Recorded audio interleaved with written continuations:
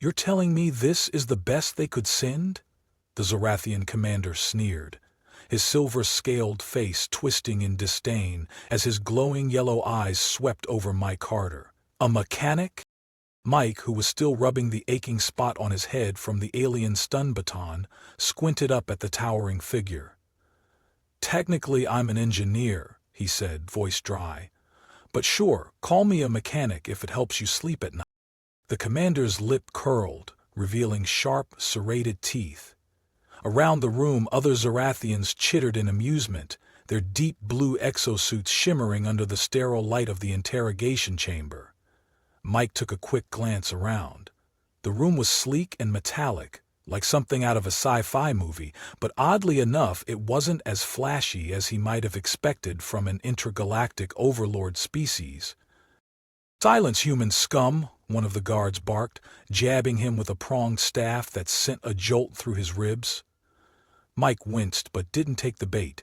His dad always said, "Never let the guy with the stick know he got to you." "Commander Vrix, this one is irrelevant," a second Zorathian piped up, her voice smooth and condescending. "According to his own admission, he's no soldier, no scientist, just a mechanic. He poses no threat to the Omega Core or our plans." Vrix leaned down, towering over Mike. "The Omega Core will obliterate your pathetic resistance within hours. Your kind will kneel before us, or your planet will burn. Anything to say to that, little mechanic?" Mike thought about it for a second, then shrugged. "You know, you guys talk a big game, but you've got way too many mirrors in your office here. It's giving supervillain vibes, just saying." The room fell silent for a beat. Then Vrix backhanded him, sending him sprawling to the floor. "Take him to holding," Vrix growled, turning away. "He's not worth any more of my time." Two guards hauled Mike to his feet and dragged him out of the chamber. As they did, he caught a glimpse of something through a window. Something big. A glowing, pulsating sphere suspended in the center of the ship, with thick conduits of energy branching out from it like arteries. It was unmistakably the Omega Core they'd been bragging about, and if it was as powerful as they claimed, Earth didn't stand a chance. But Mike also noticed something else. Every system in the room seemed to feed back into that one central point. Lights, power, even the doors, they all hummed with energy that ran to and from the core. "Centralized control system," he murmured under his breath, storing the observation away for later. The guards threw him into a cell and sealed the door behind him with a heavy clang. The room was small but not barren. There was a cot, a small desk, and, most importantly, a maintenance hatch near the floor. They clearly didn't see him as a threat, which was both insulting and convenient.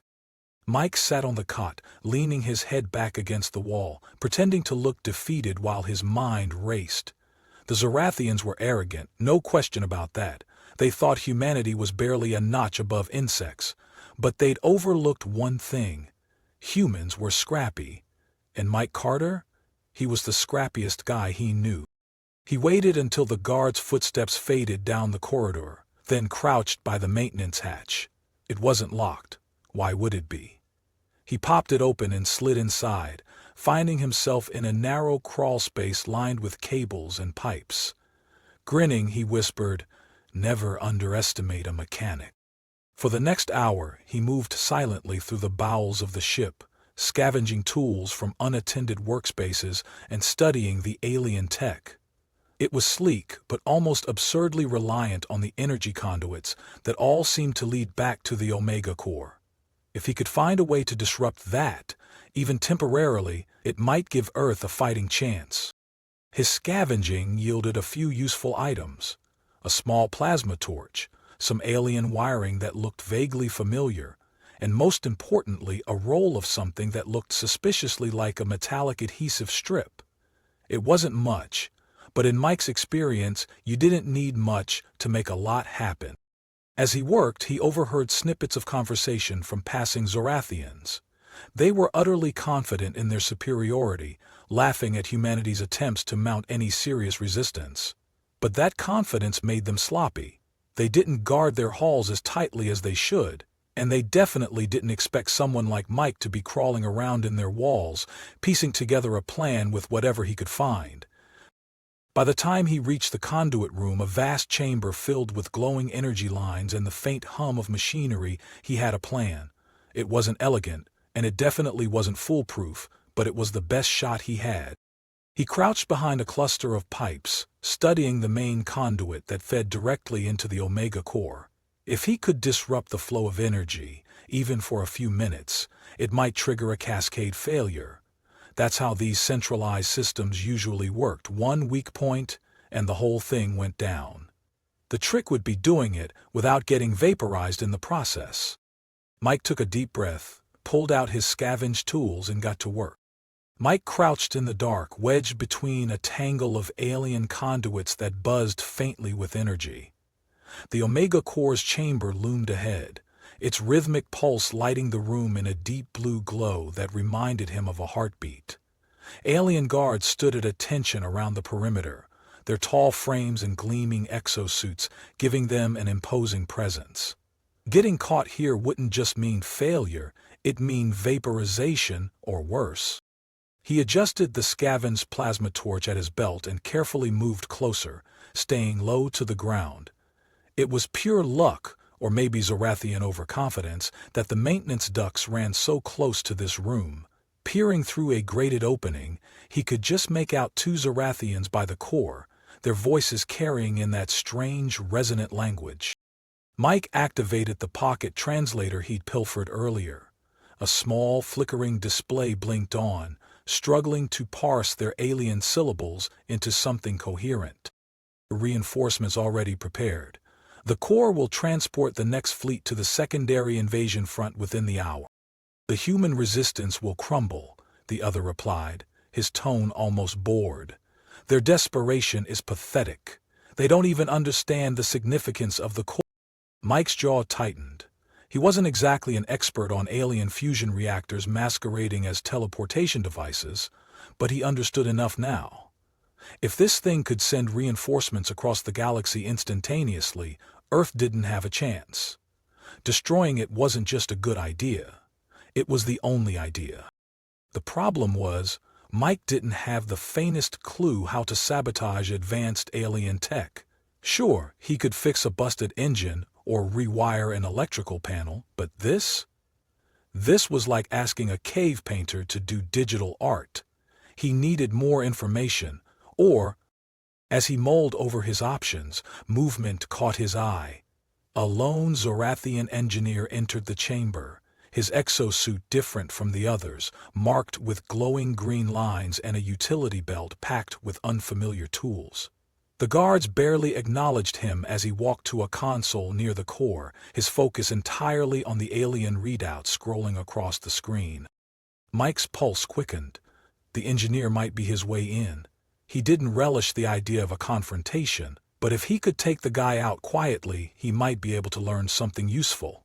Steeling himself, he slipped out of the duct and crept closer, staying in the shadows. The guards remained oblivious, their attention fixed on the main entrance. When Mike was within striking distance, he lunged, grabbing the engineer from behind and clamping a hand over his mouth. The Zorathian struggled, his limbs flailing with surprising strength, but Mike held on, wrestling him into a side corridor. A quick jab of the plasma torch to the back of the neck sent the engineer crumpling to the floor, unconscious but alive. Mike's hands were shaking as he activated the translator again, holding it to the engineer's face. "Okay, buddy," he muttered. "Time for a little Q&A." The Zorathian groaned as he came to, his glowing yellow eyes narrowing in fury. Release me, human," he spat, his voice distorted through the translator. "Yeah, that's not happening," Mike replied, keeping his tone calm. "Here's the deal. You're going to tell me how to shut down that big glowing death ball in there, or I'm going to make your day real unpleasant." The engineer sneered, baring his sharp teeth. "You know nothing of the core's power. Your primitive mind cannot comprehend it." "Try me," Mike shot back, pulling the plasma torch from his belt and igniting it with a hiss. He held it close enough for the Zorathian to feel the heat. "Start talking." The alien hesitated, his gaze flicking between the torch and Mike's determined expression. Finally he growled, "The core is protected. You cannot destroy it directly." "Figures," Mike muttered. "So, what's the weak spot?" The engineer's mandibles clicked in what might have been frustration. "Its cooling system," he admitted reluctantly. "The core requires precise and uninterrupted airflow to remain stable. Disrupt that, and the system will overload." And Mike's mind raced. "Airflow, huh? Where's the cooling system located?" "Beneath the core," the engineer said, his voice bitter. "But you will never reach it. The area is heavily guarded, and even if you succeed, the overload will destroy this entire vessel. You will die along with us." "Noted," Mike said, stepping back. He activated a set of alien restraints he'd found earlier, securing the Zorathian to a support beam. "Thanks for the tip. Don't go anywhere." The engineer hissed something unintelligible as Mike slipped back into the corridors, his brain already working overtime. Disrupting the cooling system was doable. Dangerous, sure, but doable. The real challenge would be seeking past the guard. As he navigated the labyrinth of maintenance corridors, he nearly tripped over something, or rather, someone. "Whoa, easy there," a voice hissed, and Mike found himself staring into the wide, astonished eyes of a human woman. She was disheveled but alive, her dirty jumpsuit bearing the logo of a resistance cell. Her wrists were bound with alien restraints, which she had clearly been trying to break using a piece of jagged metal. "Who the hell are you?" she demanded, her voice low but sharp. "Mike," he said, quickly cutting her restraints with his torch. "You?" "Sarah," she replied, rubbing her wrists. Her gaze darted around nervously. "How did you get out of holding?" "Long story," Mike said. "Let's just say the Zorathians don't know what to do with a guy who talks back." "You?"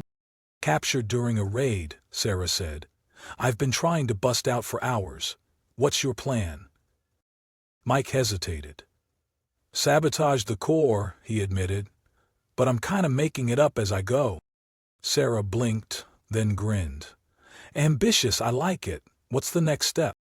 "Find the cooling system and wreck it," Mike said. "You in?" "Hell yeah," Sarah said, grabbing a discarded alien tool from the ground. "Let's blow this thing to hell." With a newfound ally at his side, Mike felt his confidence grow. The two of them moved cautiously through the maze-like corridors, avoiding patrols and picking up any tools or supplies they could find. Every step brought them closer to the heart of the ship, and closer to the point of no return. "Duct tape?" Sarah whispered, staring at the roll in Mike's hand like he'd lost his mind. They were crouched behind a stack of alien crates in a dimly lit storage bay, just out of sight of a passing Zorathian patrol. The faint hum of the Omega core vibrated through the walls like an anxious drumbeat. Mike grinned and held up the roll triumphantly. "It's not just duct tape, it's destiny." "Destiny," she deadpanned. "Great, you're counting on an adhesive strip to save the planet." He shrugged, shoving the roll into his pocket. "Hey, don't knock it. Humans have been fixing the unfixable with this stuff for decades. If it worked for leaky pipes and busted car windows, why not an alien death machine?" Sarah rubbed her temples. "Okay, I'll bite. How exactly does duct tape keep us from getting vaporized?" Mike leaned in closer, lowering his voice. "The cooling system," he said. "The core relies on airflow to stay stable, right? We clog the vents leading to the core, block the intake shafts, and seal whatever we can find. No airflow, no cooling. Overheats, destabilizes, boom. You want to take down an intergalactic superweapon by clogging its vents," she said, her skepticism practically dripping from every word. "Pretty much, yeah." She stared at him for a long moment, then sighed. "You do realize this is insane, right?" "Absolutely," Mike said, grinning. "But it's all we've got. Unless you've got a better idea, I say we embrace the insanity." Sarah's lips twitched into a reluctant smile. "You're a lunatic," noted. "Now, are you in?" She exhaled sharply, then nodded. "Fine, let's tape an alien reactor to death." "Team duct tape it is," Mike quipped, clapping her on the shoulder. "Now let's move before those guards come back." They spent the next half hour scavenging the storage bays for anything else that might help. Most of the crates held alien tools and spare parts that were either incomprehensible or useless, but they did stumble across a few rolls of what looked like industrial-strength sealing tape. Mike grabbed them all, stuffing his pockets until they bulged. Sarah found a small handheld scanner that could map ventilation systems, which Mike immediately dubbed the lifesaver. Once they had what they needed, they slipped into the maintenance corridors, following the scanner's readout. It was a winding, narrow path, made worse by the oppressive heat radiating through the walls. The closer they got to the cooling system's intake shafts, the louder the core's pulse became, a steady thrum that seemed to rattle their bones. "You're awfully calm about this," Sarah muttered, as they crawled through yet another cramped duct. "Most people would be freaking out right about now." "Oh, I'm freaking out," Mike said cheerfully. "I'm just good at hiding it. Years of practice." "You?" "Terrified," she admitted. "But honestly, if I'm gonna go out, I'd rather do it trying to save the world than sitting in a cell waiting to get dissected." "Fair point," Mike said, "but let's aim for not going out at all, yeah?" "Deal," she said, smirking despite herself. When they finally reached the main intake shaft, they both froze. The massive vent was heavily guarded, with 2 Zorathians standing watch and another patrolling nearby. The shaft itself was enormous, a gaping maw that sucked in air with a low mechanical roar. Pipes and conduits snaked around it like veins, glowing faintly in the dim light. "We're gonna have to take them out," Sarah whispered, eyeing the guards. "No way we can seal that thing with them standing there." Mike grimaced. "I was afraid you'd say that." They waited for the patrolling guard to move out of sight, then pounced. Sarah took the lead, using her stolen tool as a makeshift weapon to disable one of the stationary guards with a well-placed strike to the back of the head. Mike tackled the other, wrestling him to the ground and jamming the plasma torch against his exosuit. The alien twitched and went limp, his breathing shallow but steady. The patrolling guard returned just as they were dragging the unconscious bodies into the shadows. He hesitated, his glowing eyes narrowing in suspicion. Mike didn't give him a chance to react. He grabbed a loose pipe from the ground and swung it like a baseball bat, catching the guard square in the chest. The alien stumbled, stunned, and Sarah finished him off with a sharp blow to the head. They both stood there for a moment, breathing heavily. "You're surprisingly good at that," Mike said, wiping sweat from his brow. "Adrenaline," Sarah said, shrugging, "and blind luck." "Works for me," he said. "Now let's tape this sucker up." It was grueling, sweaty work. The shaft was massive, and sealing it completely required climbing and contorting themselves into awkward positions. They worked in silence, the only sound the ripping of tape and the faint hum of the core. Mike's hands were slick with sweat as he smoothed the last strip into place, his arms aching from the effort. "Done," he said, climbing down from the pipes. "How's it look?" "Ridiculous," Sarah said, eyeing the patchwork of tape covering the shaft. "But it'll hold." "I think." "Good enough for me," Mike said. "Let's move before someone notices." They retraced their steps, sealing every vent and intake they could find along the way. The further they went, the hotter the air became, and the core's pulse grew erratic. Its once steady rhythm now a chaotic thrum that made the walls vibrate. "We're running out of time," Sarah said, her voice tight. "The system's destabilizing." "Then let's pick up the pace," Mike said, his determination outweighing his exhaustion. By the time they reached the final vent, alarms were blaring throughout the ship. The core's glow had shifted from blue to a fiery orange, casting eerie shadows in the corridors. The heat was unbearable, beads of sweat dripping from their faces as they worked. "Last one," Mike said, slapping a strip of tape over the vent. "That should do it." "Let's hope so," Sarah said, backing away. "Now what?" "Now we run," Mike said, grabbing her hand and pulling her down the corridor. The ship was in chaos as they made their escape. Zorathians shouted orders in their guttural language, their footsteps echoing through the halls. Lights flickered wildly, and the air was thick with the smell of burning metal. Mike and Sarah ducked and weaved, narrowly avoiding patrols and falling debris. When they finally reached the escape pods, Mike didn't hesitate. He shoved Sarah into one and climbed in after her, slamming the hatch shut just as an explosion rocked the ship. "Punch it," he shouted, and Sarah hit the launch button. The pod shot out of the ship like a bullet, throwing them back against their seats as the force of the explosion propelled them away. Through the small viewport they watched as the Omega core imploded, a brilliant burst of light that consumed the ship in an instant. For a moment, neither of them spoke, their breaths ragged and hearts pounding.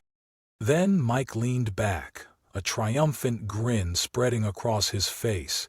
"Told you duct tape could save the world." Sarah laughed, the sound half disbelief, half relief. "You're unbelievable."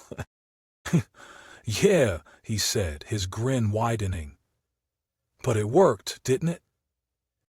The alarms were deafening now, a cacophony of shrill wails and alien announcements echoing through the ship's corridors as Mike and Sarah hurtled toward the escape bay.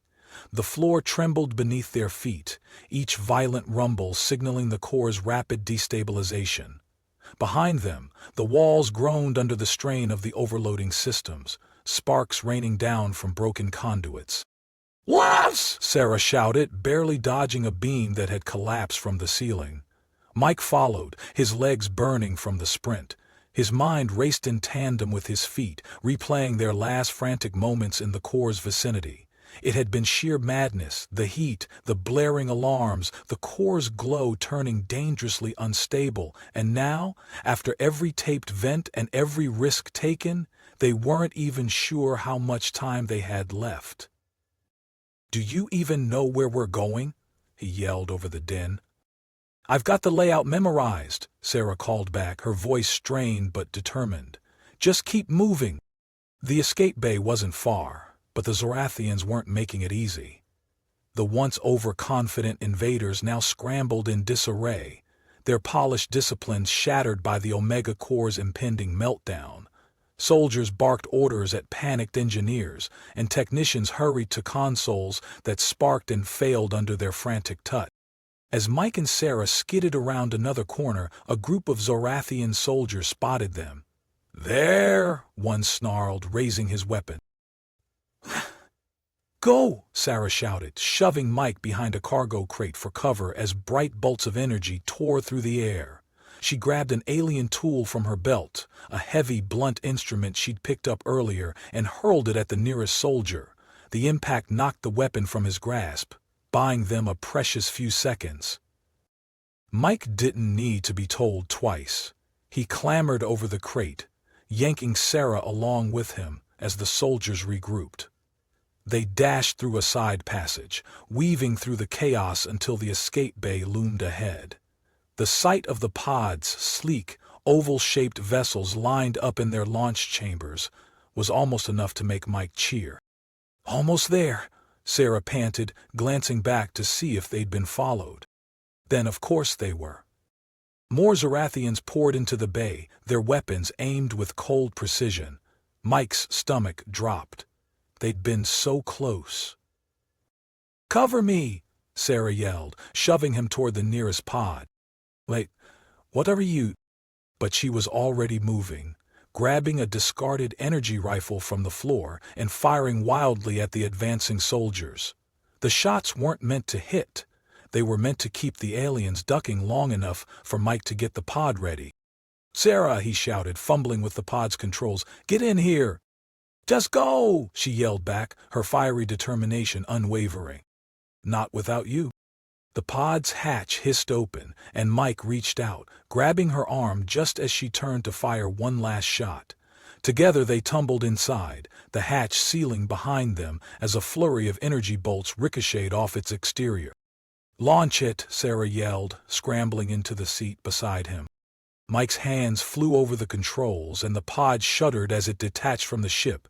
For a brief, heart-stopping moment, nothing happened. Then the propulsion systems roared to life and the pod shot forward, leaving the Zorathian flagship and its chaos behind. Through the viewport, they could see the core's light intensifying, its fiery orange glow now a blinding white. The ship's sleek, ominous form began to bulge and warp as the core's energy spiraled out of control. "Hold on," Mike muttered, gripping the armrests as the pod's trajectory carried them further away. The core reached critical mass, and the explosion that followed was nothing short of cataclysmic. The flagship disintegrated in an instant, a brilliant sphere of energy consuming it from the inside out. The shockwave rippled outward, throwing the pod into a violent spin. Mike and Sarah clung to their seats as alarms blared and warning lights flashed across the console. "I'm stabilizing systems," Sarah shouted, wrestling with the controls. "I'm on it," Mike yelled back, slamming buttons and flipping switches at random until the pod finally leveled out. The two of them sat there, panting and wide-eyed, as the viewport filled with the remnants of the Zorathian fleet's pride. Debris floated silently in the void, the once fearsome flagship now reduced to little more than glowing embers.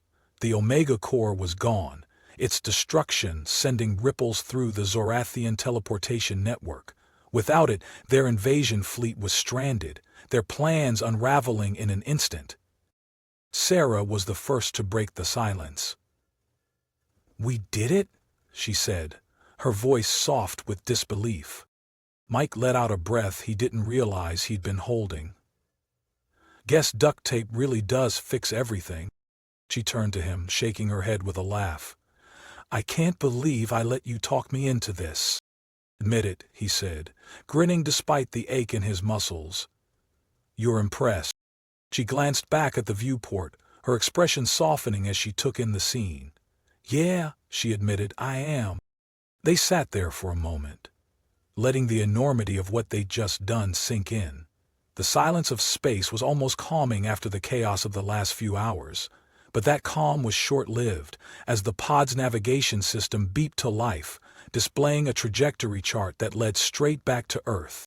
"Looks like we're heading home," Mike said, leaning back in his seat. Sarah gave him a sideways glance. "Think they'll believe us?" He chuckled. "We just saved the planet with duct tape.